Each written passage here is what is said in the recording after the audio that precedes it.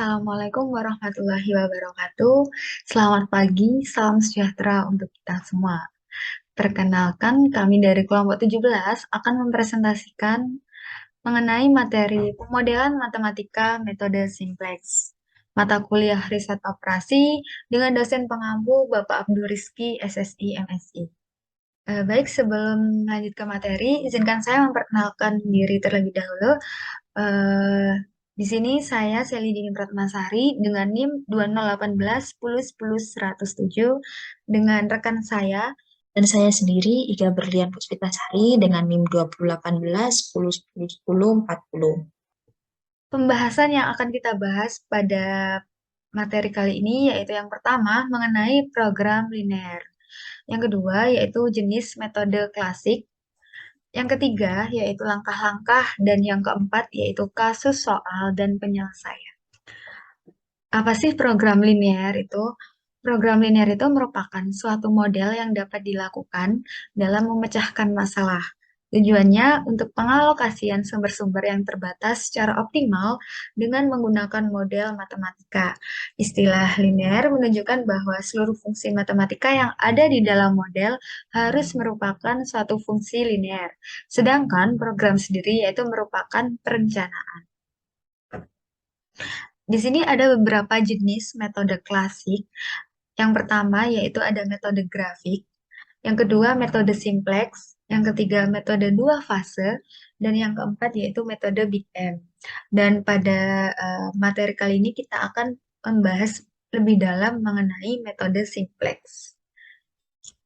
Metode simplex sendiri merupakan metode yang umumnya digunakan untuk menyelesaikan seluruh permasalahan-permasalahan program linear, baik melibatkan dua variabel keputusan atau lebih dari dua variabel keputusan. Metode penyelesaian dari metode simplex ini melalui perhitungan ulang atau biasa disebut dengan iterasi, di mana langkah-langkah perhitungan yang sama itu diulang-ulang sebelum solusi yang optimal itu diperoleh.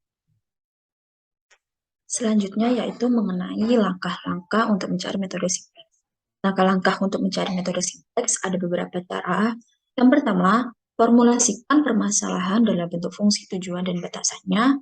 Yang kedua, merubah fungsi tujuan dan batasan menjadi fungsi implisit. Yang ketiga, menyusun fungsi-fungsi persamaan ke dalam tabel simplex. Yang keempat, memilih kolom kunci. Yang kelima, memilih baris kunci dan menentukan angka kunci. Yang keenam, merubah nilai-nilai baris. Yang ketujuh, merubah nilai selain pada baris kunci. Dan yang kedelapan, melanjutkan perbaikan-perbaikan atau iterasi hingga diperoleh solusi yang optimal. Nah, di sini ada salah satu kasus, yaitu perusahaan pertambangan memproduksi lignit dan antrasit. Saat ini, ia mampu menjual semua batu bara yang diproduksi. Masing-masing menjadi keuntungan per ton lignit dan antrasit 4 dan 3 unit moneter. Pemrosesan setiap ton lignit membutuhkan 3 jam mesin pemotong batu bara dan 4 jam lagi untuk pencucian. Selain itu, pemrosesan 1 ton antrasit diperlukan untuk tugas yang sama, masing-masing selama 4 dan 2 jam waktu yang tersedia setiap hari. Untuk setiap kegiatan ini, yaitu pemotongan dan pencucian masing-masing adalah 12 dan 8 jam. Selain itu, diinginkan untuk menghasilkan setidaknya 4 ton batu bara setiap hari. Tentukan banyaknya bahan dari masing-masing unit batu bara untuk memaksimalkan proses keuntungan produksi. Dari kasus ini, terdapat sebuah kalimat yaitu untuk memaksimalkan proses keuntungan produksi. Maka kasus ini akan dicari Z maksimalnya. Mana fungsi tujuannya yaitu 4 dan 3 unit moneter. Dari kata keuntungan per ton. Dan untuk pemrosesannya membutuhkan 3 jam memotong batu bara dan 4 jam untuk pencuciannya. Sedangkan proses yang kedua yaitu 4 dan 2 jam, 4 untuk pemotongan dan 2 jam untuk pencucian. Untuk permasalahan yang ketiga yaitu ketika setiap harinya terdapat 4 ton batu bara atau campuran. kita masuk pada penyelesaiannya. Dari kasus tersebut, kita dapat buat tabelnya, yaitu ada sumber daya yang berisi pemotongan dan pencucian, kemudian batu bara. Batu bara ini tadi terdapat dua jenis bahan, yaitu lignit dan juga antrasit. Kemudian juga ada batasannya atau proses selama membuat batu bara ini. Pada pemotongan lignit, pada lignit membutuhkan waktu 3 jam pemotongan dan 4 jam pencucian. Pada antrasit membutuhkan proses 4 jam pemotongan dan 2 jam pencucian, di mana proses pemotongan ini membutuhkan waktu 12 jam dari bahan lignit dan antrasitnya. Untuk proses pencuciannya 8 jam dari proses lignit dan antrasit. Selanjutnya kita mencari variabel keputusannya. Dari sumber daya ini kita dapat memisalkan X1 dan X2-nya, di mana X1 merupakan lamanya masa pemotongan dan X2 merupakan lamanya masa pencucian. Kemudian kita masuk ke fungsi tujuannya, di mana fungsi ini nanti yang akan dicari. Maka max Z atau maksimal Z sama dengan 4X1 plus 3X2. Selanjutnya kita masuk ke fungsi standarnya pada metode simplex ini, yaitu fungsi kendala. Fungsi kendala ini diambil dari kasus tadi yang sudah kita bedah, yaitu permasalahan yang pertama, 3X1 plus 4X2 kurang dari sama dengan 12. Dan permasalahan yang kedua, 4X1 plus 2X2 kurang dari sama dengan 8.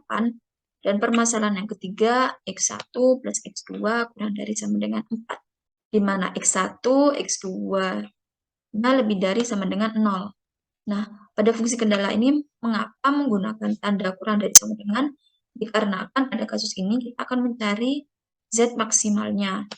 Z maksimal pada metode simplex ini menggunakan tanda kurang dari sama dengan, sedangkan untuk metode simplex minimum menggunakan tanda lebih dari sama dengan atau kebalikannya.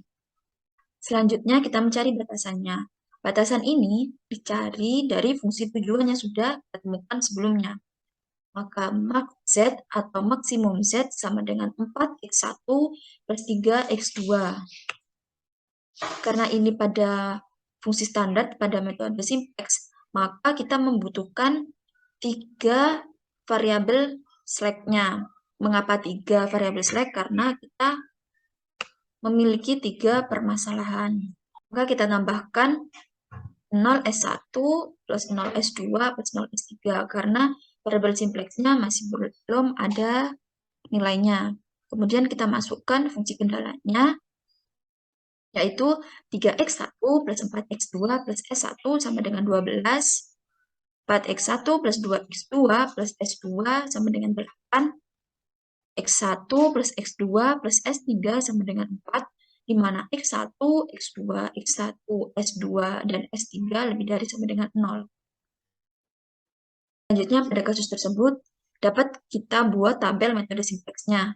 Kita buat terlebih dahulu tabel metode simpleksnya, yaitu ada TB atau koefisien basis, CD yang berisi basis, dan variabel-variabel yang sudah kita temukan pada step permasalahannya, yaitu ada X1, X2, S1, S2, dan S3.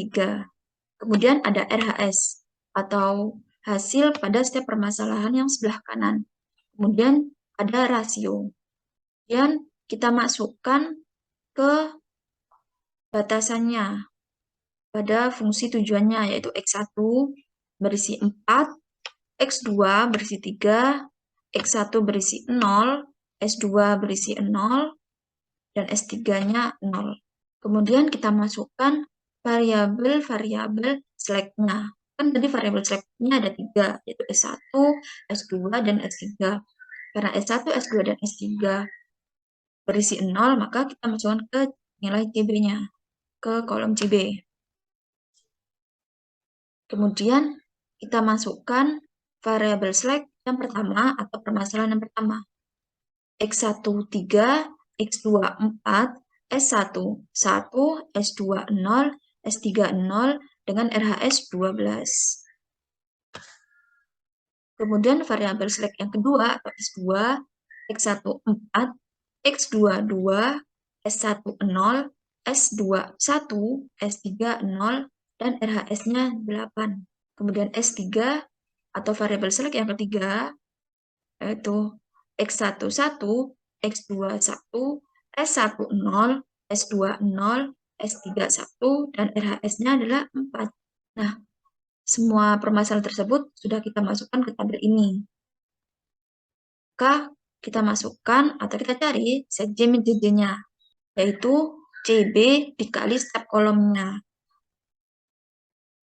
Kita akan mencari kolom yang pertama, yaitu kolom 1.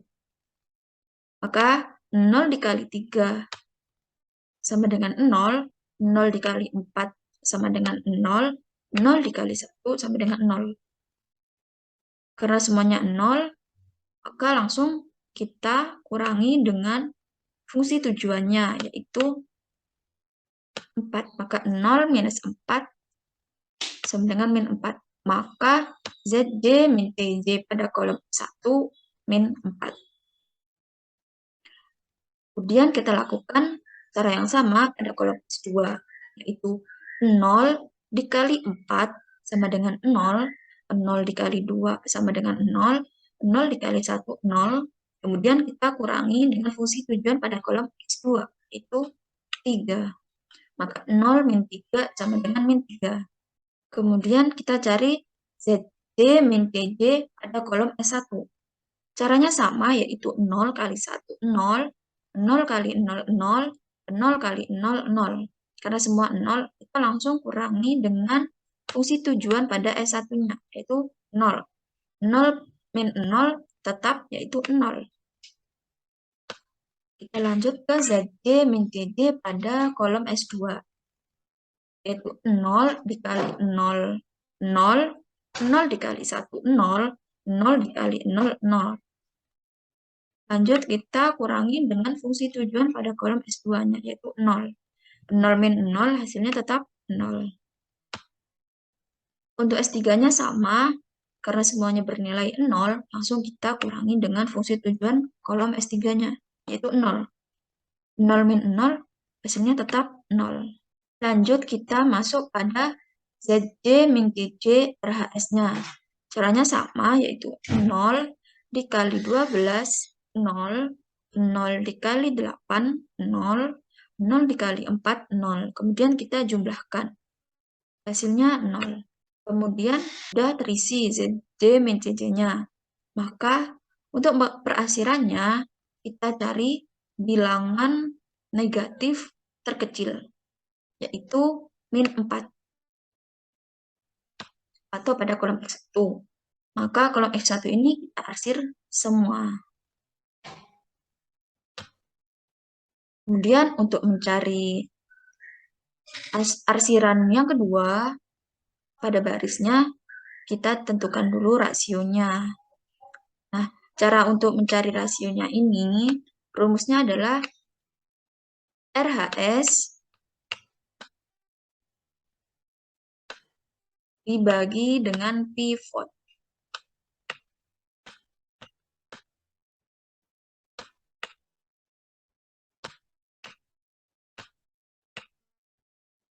Nah, pivotnya itu yang mana? Yang ini, pada kolom X1. Maka RHS, maka rasio untuk yang kolom pertama ini, 12 dibagi dengan 3 sama dengan 4.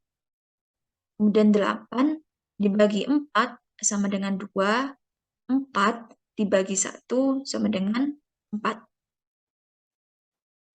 Kan rasionya sudah terisi nih.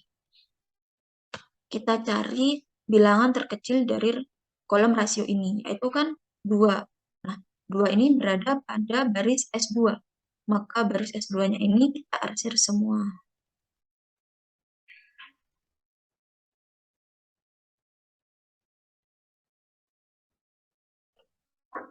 Oke. Nah, dari tabel ini kan ZJ min ZJ-nya masih bilangan negatif. Maka belum optimal kan. Ini masih tabel awal. Maka lanjut kita ke iterasi yang pertama menggunakan rumus OBE.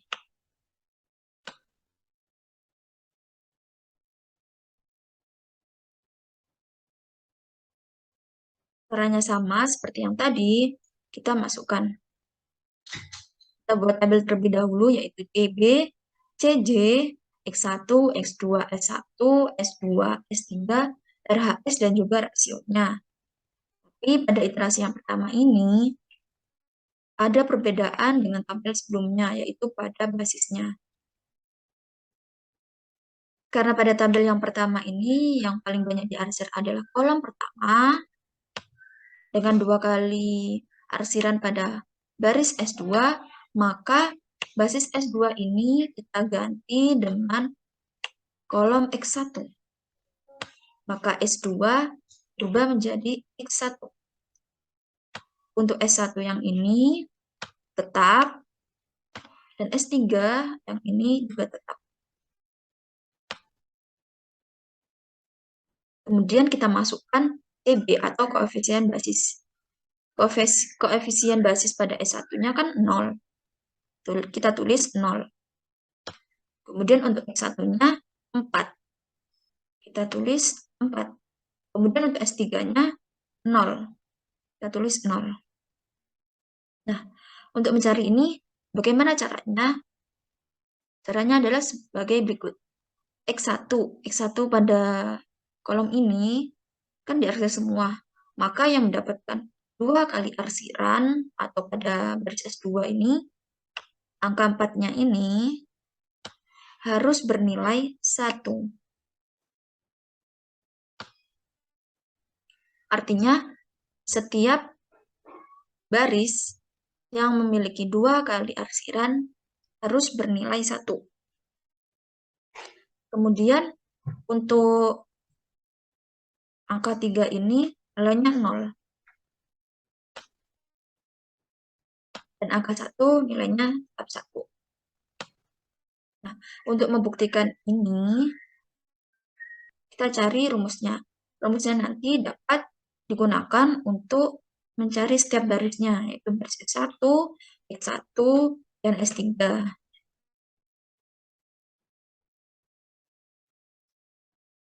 Caranya menggunakan rumus OBE. Karena yang mendapatkan arsiran 2 kali adalah baris X1, maka 4 yang tadi berubah menjadi 1. Rumusnya yaitu B2 atau baris kedua dikali 1/4. Kita buktikan nih. Basis kedua pada tabel awal 4. Dikali 1/4 nilainya 1. Nah, benar. Kemudian kita cari nilai X2 pada baris X1-nya. Caranya sama, yaitu B2 kali 1/4. B2 ini adalah baris kedua dari tabel awal. Yang ini.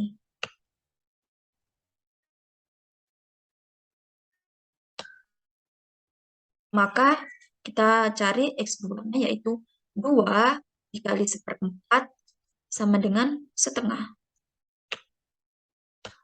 Kemudian kita cari S1-nya yaitu 0 dikali 1/4 hasilnya 0.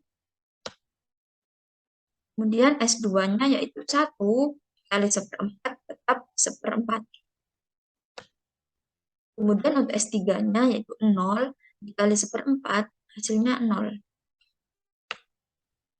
Kemudian untuk RHS-nya bagaimana? RHS-nya rumusnya sama yaitu 8 dikali 1/4 hasilnya 2. Nah, baris X1-nya sudah terisi semua. Maka kita lanjut ke baris S1-nya. Atau S3-nya dulu, tidak apa-apa. Kita urutkan pada baris S1-nya dulu.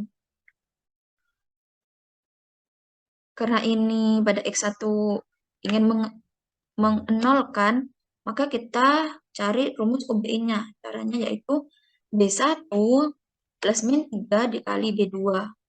B1-nya adalah basis pertama pada tabel yang awal, dan B2-nya adalah basis kedua pada tabel yang baru atau pada iterasi 1. Kita masukkan B1-nya yaitu 3. 3 plus min 3 dikali B2-nya adalah 1. Maka 3 plus min 3 dikali 1 sama dengan 0, maka benar. Kemudian untuk nilai X2-nya yaitu 4 plus min 3 dikali setengah hasilnya 5/2. Kemudian untuk S1-nya 1 plus min 3 dikali 1 hasilnya 1. Dan untuk S2, 0 plus min 3 dikali 1/4 hasilnya min 3/4. Kemudian 0 plus min 3 dikali 0 hasilnya 0. Untuk RHS baris pertama rumusnya sama, yaitu menggunakan B1 plus min 3 kali B2. Kita masukkan B1-nya itu 12. 12 plus min 3 dikali 2. Hasilnya 6. Basis pertama sudah terisi, basis kedua juga sudah keisi. Untuk mencari S3-nya ini dapat dicari menggunakan rumus OBE. OBE pada baris ketiga yaitu B3 plus min 1 dikali B2. B3-nya adalah setiap baris ketiga plus min 1 dikali dengan basis kedua atau pada iterasi yang pertama. Kita tabel yang ini, tabel yang baru. Nah, kita masukkan pada kolom X1-nya yaitu 1 plus min 1 dikali 1. Hasilnya 0. Apa benar? Lanjut kita cari X2-nya. 1 plus min 1 dikali setengah. Hasilnya setengah. Untuk S1-nya 0 plus min 1 dikali 0. Hasilnya 0. Untuk S2-nya 0 plus min 1 dikali 1/4. Hasilnya min 1/4. Kemudian untuk S3-nya 1 plus min 1 dikali 0. Hasilnya 1. Kemudian untuk RHS pada basis S3-nya, rumusnya sama, yaitu menggunakan rumus OBE pada baris ketiga, yaitu B3 plus min 1 kali B2. Kita masukkan B3 pada tabel awal, yaitu 4 plus min 1 dikali basis kedua atau basis yang baru, yaitu 2. Maka 4 plus min 1 kali 2 sama dengan 2. Nah, tabel yang baru ini pada iterasi yang pertama sudah terisi baris pertama yaitu S1, baris kedua pada X1, dan baris ketiga pada S3-nya sudah terisi semua. Maka kita cari ZJ min CJ. Caranya sama seperti tabel yang awal tadi, yaitu 0 kali 0 sama dengan 0, 4 kali 1 sama dengan 4, 0 kali 0 sama dengan 0. Maka 0 plus 4 plus 0 sama dengan 4. Kemudian kita kurangi dengan fungsi tujuan pada X1, yaitu 4. Maka 4 min 4 hasilnya 0. Maka ZJ min JJ kolom X1 hasilnya 0. Kemudian untuk mencari ZJ min CJ pada kolom X2 yaitu 0 dikali 5/2 hasilnya 0, 4 dikali setengah hasilnya 2, 0 dikali setengah hasilnya 0. Maka 0 plus 2 plus 0 hasilnya 2. Kemudian kita kurangi dengan fungsi tujuan pada kolom X2, yaitu 3. Maka 2 min 3 hasilnya min 1. Kemudian ZJ min CJ pada kolom S1. Hanya sama, yaitu 0 kali 1, 0, 4 kali 0, 0, 0 kali 0, 0. Kemudian kita jumlahkan semua dan dikurangi dengan fungsi tujuan pada kolom S1, yaitu 0. 0 kurangi 0, maka tetap 0. Lanjut ke ZJ min CJ pada kolom S2-nya, yaitu 0 kali min 3/4, 0, 4 dikali 1/4 sama dengan 1, 0 dikali min 1/4 hasilnya 0. Maka 0 plus 1 plus 0 hasilnya 1. Kemudian kita kurangi dengan fungsi tujuan pada kolom X2. Maka 1 min 0 hasilnya tetap 1. Kemudian ZC min CJ pada kolom S3-nya. Yaitu 0 kali 0, 0, 4 kali 0, 0, 0 kali 1, 0. Kemudian kita jumlahkan semua dan dikurangi dengan fungsi tujuan pada kolom S3, yaitu 0 min 0, maka tetap 0. Kemudian untuk RHS-nya sama caranya, yaitu 0 dikali 6, 0, 4 dikali 2, 8, 0 dikali 2, 0. Maka 0 plus 8 plus 0 hasilnya 8. Nah, ZC dari semua baris sudah terisi. Maka kita cari pivotnya dengan cara perarsiran.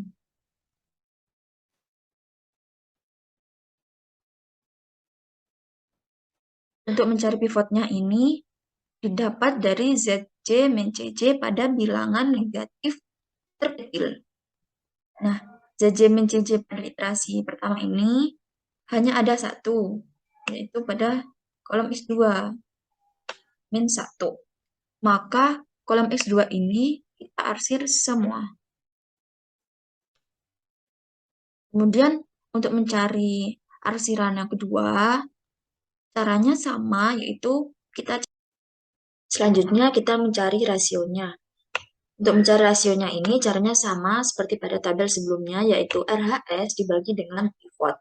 Karena pada tabel iterasi 1 ini kita temukan pivotnya itu pada kolom X2. Maka 6 dibagi dengan 5 per 2 hasilnya 12 per 5. Untuk rasio S1-nya. Kemudian 2 dibagi dengan setengah hasilnya 4 untuk rasio X1-nya, dan 2 dibagi dengan 1/2 untuk rasio S3-nya. Nah, dari sini sudah terisi rasionya. Kita cari bilangan yang paling kecil. Karena 12 dibagi 5 adalah 2, sekian, maka arsiran yang kedua yaitu pada baris pertama atau pada S1. Kita arsir semuanya.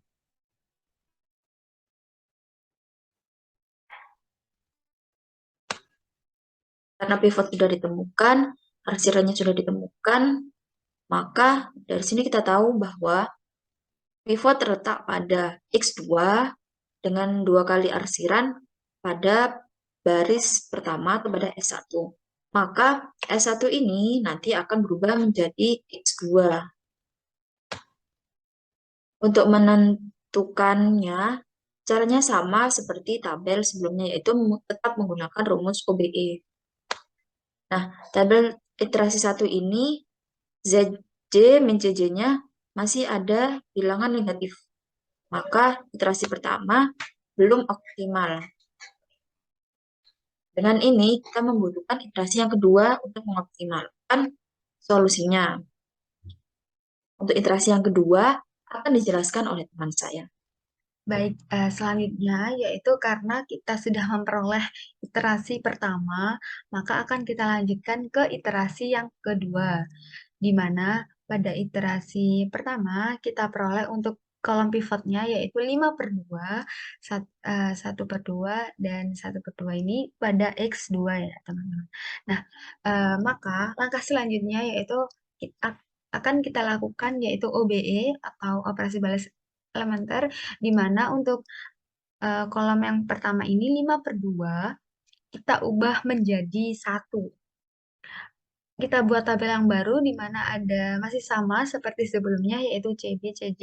Untuk basisnya kita ganti dengan X2, X2, X1, dan S3.